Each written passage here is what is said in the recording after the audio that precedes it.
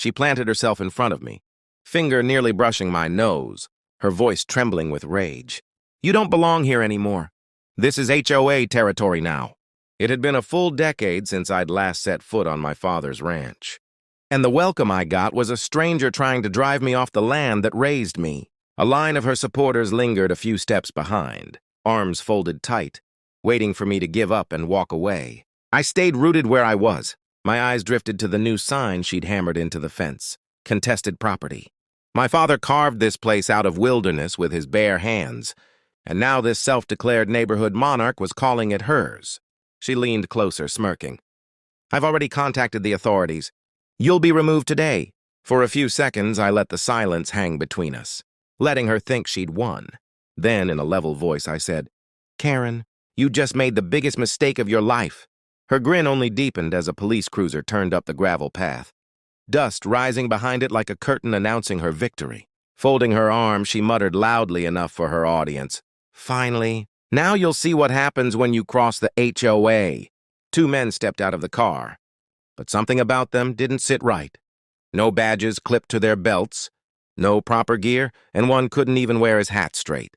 Karen strutted toward them, stabbing her finger in my direction. "Officer, arrest him! He's trespassing on HOA property." One of the so-called officers glanced my way and muttered, "Ma'am, we'll handle it." I still didn't move. Didn't even blink. Instead, I reached into my jacket and pulled out a folded sheet of paper, the deed to this land, signed and notarized 10 years ago. Karen's confident grin faltered when she recognized it. "That paper doesn't mean anything," she barked, her voice suddenly sharp. "HOA regulations override all of that." I lifted the document higher, meeting the eyes of the people behind her. "Funny thing about rules," I said slowly, "they don't matter when the people enforcing them aren't even real cops." The crowd behind her shifted, low murmurs rippling through the group. One of the men nearby even whispered, "They don't look like cops." Karen flushed and snapped at the imposters. "Don't just stand there. Do your job." The taller one moved in, his hand reaching for my sleeve, but I held my ground. I let him close until he was barely an arm's length away, then produced my phone and tapped the screen. A sharp beep cut through the murmurs, followed by my recorded voice playing back from a hidden file. "If you set foot on my land, you'll be arrested for impersonating law enforcement." The playback captured every phrase. Karen's earlier words were on it too, including when she admitted she'd summoned her own people. Gasps ran across the assembly.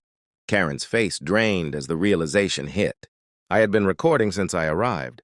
You can't do that," she stammered, her voice breaking. I stepped nearer, lowering my voice so only she and her pretend officers heard. "Actually, I can. And you've just walked into a trap you'll regret for the rest of your life." Karen lunged for the phone. Before her hand could reach me, another set of tires crunched over the dirt. This time it wasn't a battered cruiser. It was a proper county sheriff's pickup. Heads swiveled as two deputies climbed down, their badges catching the sunlight. Karen froze mid-reach, forcing a breathless laugh. "Oh, thank goodness you're here. Arrest him immediately. He's trespassing." The deputies shared a look, then turned to me. One inclined his head and said, "Welcome back. It's been a while." Karen's eyes narrowed in bewilderment. "Wait, you know him?" The sheriff himself stepped forward, arms folded. "Of course I know him," he said firmly. "This is the rightful owner of this ranch. His father worked this land before most of you even lived here." Color left Karen's cheeks. She tried to answer, but it came out as a shaky, "That can't be right. The HOA, we have control." I met her stare head-on and said the one thing that stopped every whisper cold. "Karen, I don't think you understand who you just tried to throw off his own property." Her lips quivered as she tried to regain command. "No, you don't get it. These rules, they're higher than some old deed," she blurted, flailing her arms in frustration. The phony cops shifted on their feet, uneasy under the real deputy's eyes. One deputy stepped forward, resting his palm lightly on his holster. "Ma'am," he said with steady authority, "where exactly did you find these officers?" Karen faltered, looking back at her hired help. Neither spoke. Finally, the taller one muttered, "This was a mistake," and turned toward his car. The sheriff's voice cut through the air like a whip. "Don't move." The tension snapped through the crowd like a crack of thunder. People leaned in, whispering to one another. Karen grasped for control, shouting, "He's lying! He left this place 10 years ago. He doesn't belong here anymore." Her words came apart halfway through, raw panic creeping into her tone. I stepped forward, raising the deed high enough for everyone to see. "You're right about one thing, Karen," I said evenly. "I did leave, but my father didn't raise a coward.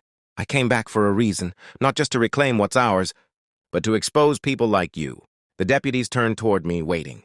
I fixed my gaze on Karen and added, "And trust me, you're not walking away from this without consequences." Her expression twisted with panic, but she wasn't finished yet. She lunged toward the sheriff, voice sharp and trembling. "He's bluffing. Arrest him! And if you don't, I'll call the HOA board and have every one of you fired."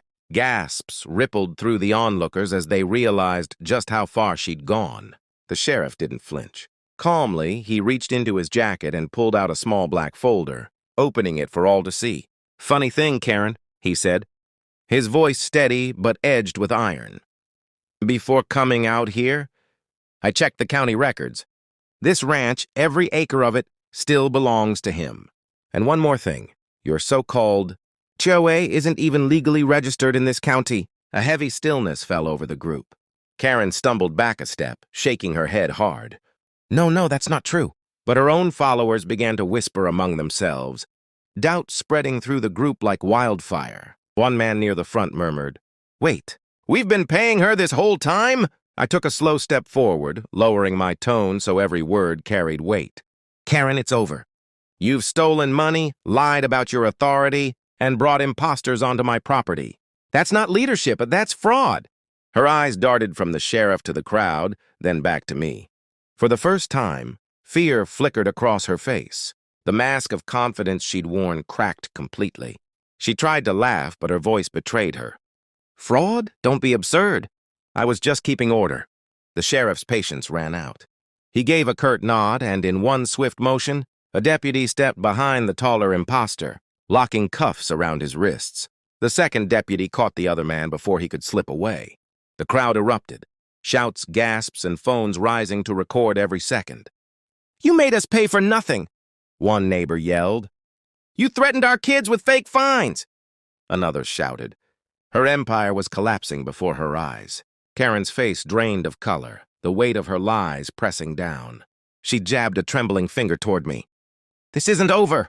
You can't take this land back from the HOA." I stepped closer, my voice calm, cutting through the chaos. "Karen, you don't understand. I never lost this land. You just lost your disguise." The sheriff lifted a hand, silencing the uproar. "Ma'am, you're under arrest for fraud, trespassing, and impersonation of law enforcement. You'll answer for it in court." Karen's knees gave out as the deputies pulled her arms behind her. The cuffs snapped shut, and the crowd fell silent as she was led away, her angry cries fading down the dusty road. For the first time in years, the ranch felt still, as if it could finally breathe again. Neighbors who once stood behind her now turned toward me, guilt etched across their faces. An older man spoke softly. We didn't know. She told us we had no choice." I met their eyes, not with anger, but with steady resolve. "You always had a choice," I said quietly. "Fear just made you forget it." The words lingered in the air, heavy and unspoken. A few people bowed their heads, shame and realization settling over them. The sheriff stepped beside me, resting a steady hand on my shoulder. "Welcome home," he said quietly. "This land's safe now." I turned toward the old fence my father had built, its weathered posts standing firm against the fading light. Beyond it, the hills stretched wide and endless. A deep ache filled my chest. The kind that comes when you finally stand where you were always meant to be. "My dad fought too hard for this place," I murmured. "I wasn't about to let someone like her erase his legacy." The sun slipped below the horizon, painting the sky in streaks of gold and violet. One by one, the neighbors drifted away, their quiet conversations spreading truth faster than rumor ever had. The lies were undone, justice had its say, and for the first time in years, the ranch felt alive again. I watched the sheriff's truck rumble down the dirt road until it vanished in the distance. Then I looked back at the ranch house, the fields, the quiet wind rolling through the grass, and whispered to myself, 10 years gone, but I'm finally home.